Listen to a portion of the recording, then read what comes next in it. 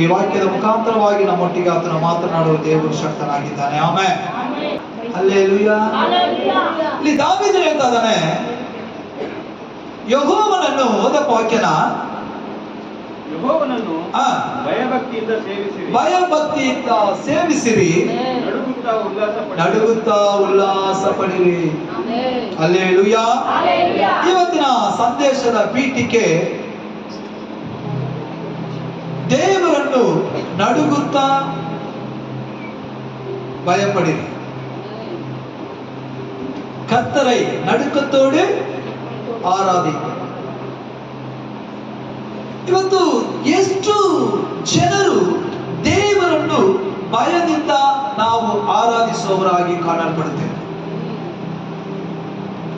ಎಷ್ಟು ಜನ ದೇವರ ಮುಂದೆ ನಾವು ನಡುಕವುಳ್ಳವರಾಗಿದ್ದೇವೆ.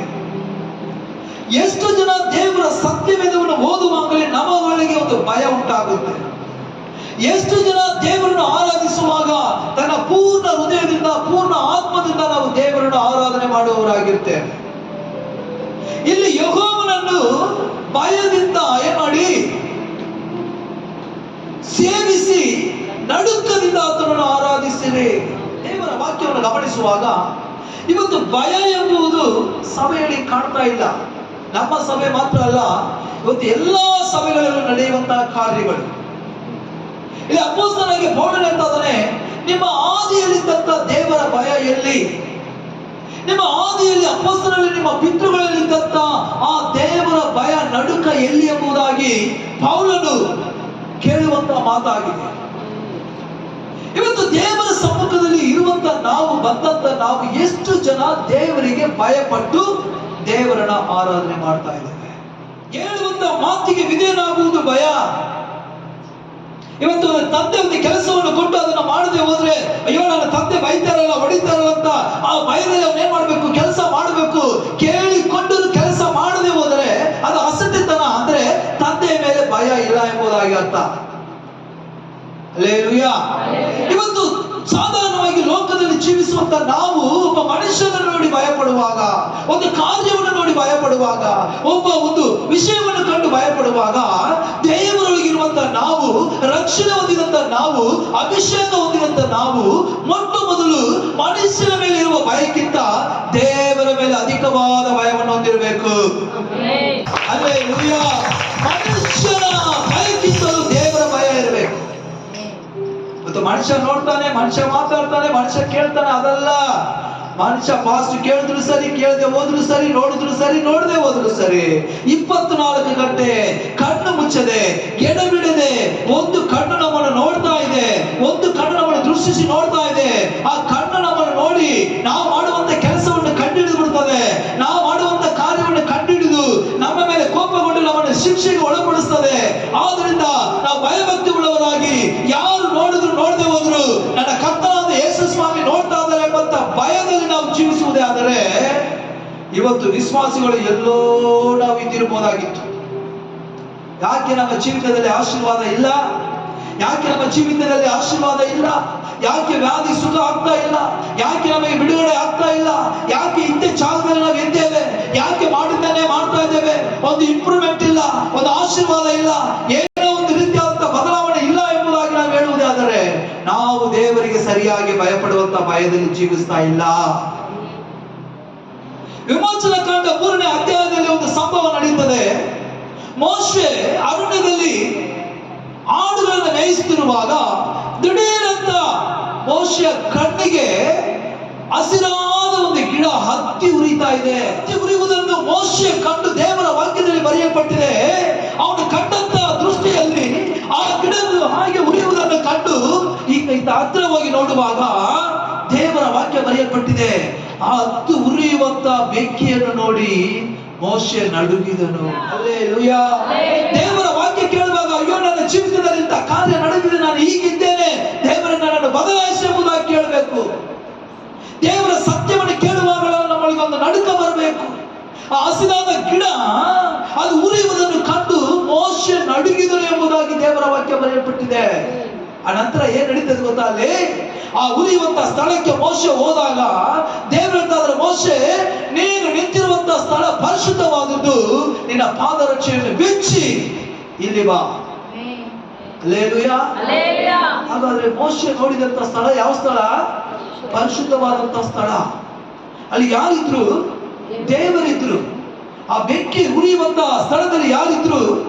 ದೇವರು ವಾಸ ಮಾಡ್ತಾ ಇದ್ರು, ದೇವರು ಉರಿಸ್ತಾ ಇದ್ರು, ದೇವರ ಅಭಿಷೇಕ ಅಲ್ಲಿತ್ತು. ದೇವರು ಹೇಳ್ತಾ ಇದ್ದಾರೆ, ನೀನು ನಿಂತಿರುವಂತ ಸ್ಥಳ ಪರಿಶುದ್ಧವಾದದ್ದು, ನಿನ್ನ ಪಾದರಕ್ಷೆಯನ್ನು ಬಿಚ್ಚಿಟ್ಟು ನನ್ನ ಬಳಿಯಲ್ಲಿ ಬಾ. ಹಲ್ಲೆಲೂಯಾ. ಇವತ್ತು ಹೇಗೆ ಬೇಕಾದ್ರೂ ಸಭೆಯೊಳಗೆ ಬಂದು ನಾವು ದೇವರನ್ನು ಆರಾಧನೆ ಮಾಡುವುದು ಆರಾಧನೆ ಅಲ್ಲ. ಹೀಗೆ ಆರಾಧನೆ ಮಾಡಬೇಕೆಂಬುದು ದೇವರು ನಮಗೆ ಒಂದು ಕಟ್ಟಳೆಯನ್ನು ಕೊಟ್ಟಿದ್ದಾನೆ. ಹೀಗೆ ನೀನು ಆರಾಧನೆ ಮಾಡಿದ್ರೆ ನಿನ್ನ ಆರಾಧನೆ, ನಿನ್ನ ಪ್ರಾರ್ಥನೆ, ನಿನ್ನ ಕಾರ್ಯಗಳು ಎತ್ತಲ್ಪಡುವುದು ಎಂಬುದಾಗಿ ದೇವರು ನಮಗೆ ಕಾನೂನನ್ನು ಕೊಟ್ಟಿದ್ದಾನೆ. ಅದರ ಮೇರೆಗೆ ನಾವು ಮಾಡುವುದಾದರೆ ಕರ್ತನು ನಮ್ಮ ಪ್ರಾರ್ಥನೆಯನ್ನು ಕೇಳಿ ನಮ್ಮನ್ನು ಆಶೀರ್ವದಿಸಲು ಕರ್ತನು ಶಕ್ತನು. ಅದೇ ಅಧ್ಯಾಯದಲ್ಲಿ 10ನೇ ವಾಕ್ಯದಿಂದ ಓದಪ್ಪ. 10ರಿಂದ ಓದು, ಅಲ್ಲೇ ಮೇಲಿಂದ. ಆದುದರಿಂದ ಅರಸುಗಳಿರ ವಿವೇಕಿಗಳಾಗಿರುವಿ. ಅರಸುಗಳಿರ ನೀವೇನ್ ಮಾಡ್ಬೇಕು? ವಿವೇಕಿಗಳು ಅಂದ್ರೆ ಬುದ್ಧಿವಂತರಾಗಿರಿ. ದೇಶಾಧಿಪತಿಗಳಿರ ಬುದ್ಧಿ ಮಾತುಗಳಿಗೆ ಕಿವಿಗೊಡಿರಿ. ಯೆಹೋವನನ್ನು ಭಯಭಕ್ತಿಯಿಂದ ಸೇವಿಸಿರಿ. ಭಯಭಕ್ತಿಯಿಂದ ಸೇವಿಸಿರಿ. ನಡುಗುತ್ತಾ ಉಲ್ಲಾಸಿಸಿರಿ. ನಾವೆಲ್ಲ ಎಂತವರಾಗಿರ್ಬೇಕಂತೆ? ವಿವೇಕಿಗಳಾಗಿ, ಅಂದ್ರೆ ಜ್ಞಾನವುಳ್ಳವರಾಗಿರ್ಬೇಕು, ಬುದ್ಧಿವಂತರಾಗಿರ್ಬೇಕು. ಎಲ್ಲಿ? ದೇವರ ಮುಂದೆ ದೇವರನ್ನು ಆರಾಧಿಸುವಾಗ. ದೇವರಿಗೆ ಭಯಪಡುವವನಿಗೆ ದೇವರ ಜ್ಞಾನ. ದೇವರ ಜ್ಞಾನ ಬೇಕಂದ್ರೆ ದೇವರಿಗೆ ಭಯಪಡಬೇಕು. ದೇವರ ಭಯ ಇಲ್ಲದೆ ಯಾವ ಮನುಷ್ಯನು ಜ್ಞಾನವನ್ನು ಹೊಂದಿಕೊಳ್ಳುವುದಕ್ಕೆ ಸಾಧ್ಯ ಇಲ್ಲ. ದೇವರ ಭಯ ಇಲ್ಲದೆ ಯಾರು ಕೂಡ ದೇವರ ಜ್ಞಾನವನ್ನು ಹೊಂದಿಕೊಳ್ಳುವುದಕ್ಕೆ ಸಾಧ್ಯ ಇಲ್ಲ. ನಮಗೆ ಮೊದಲು ಜ್ಞಾನ ಬೇಕಂದ್ರೆ ದೇವರಲ್ಲಿ ಭಯ ಇರಬೇಕು. 12ನೇ ವಾಕ್ಯ, ಆತನ ಮಗನಿಗೆ ಮುತ್ತಿಡಿರಿ. ಆತನ ಮಗನಿಗೆ ಮುತ್ತಿಡಿರಿ. ಇಲ್ಲವಾದರೆ ಆತನ ಕೋಪವು ವೇಗವಾಗಿ ಪ್ರಜ್ವಲಿಸುತ್ತದೆ, ನೀವು ದಾರಿಯಲ್ಲಿ ನಾಶವಾಗುವಿರಿ. ಆಮೆನ್. ಹಲ್ಲೆಲೂಯಾ. ದೇವರ ಭಕ್ತಿ ಇಲ್ಲದೆ ಹೋದರೆ, ದೇವರಿಗೆ ಭಯ ಇಲ್ಲದೆ ಹೋದರೆ, ದೇವರ ಮುಂದೆ ನಡುಕವಿಲ್ಲದೆ ಹೋದರೆ ಕುಮಾರನು ಕೋಪಗೊಂಡು ನೀವು ದಾರಿಯಲ್ಲಿ ನಾಶವಾಗುವಿರಿ ಎಂಬುದಾಗಿ ದೇವರ ವಾಕ್ಯ ಬರೆಯಲ್ಪಟ್ಟಿದೆ. ತಮಿಳ ವಾಸಿ ವಸನತೆ.